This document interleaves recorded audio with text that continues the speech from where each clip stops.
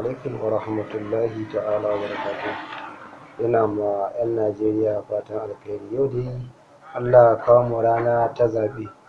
To, al'umma ina gargaɗi ga matasa 'yan uwana da iyayenmu don Allah wurin zaɓe kar mu tada rigima ko tashin hankali.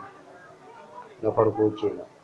Domin gaskiya wannan siyasan da kuke tunani ba irin ta kowane lokaci ba ne. Mu dai fatanmu Allah ka zaɓa mana shugabanni na gari, shine zaɓinmu. Amma muna kuskure da mu riƙa cewa sai wane sai wane sai wane.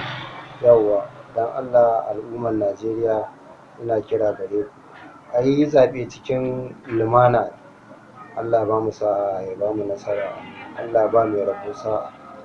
Kuma muna fatan Allah ya ba namu yarda bi iznillahi ta'ala, kuma ya zaɓa mana shugabanni na gari. Masha Allah, sai anjima ku 'yan uwana.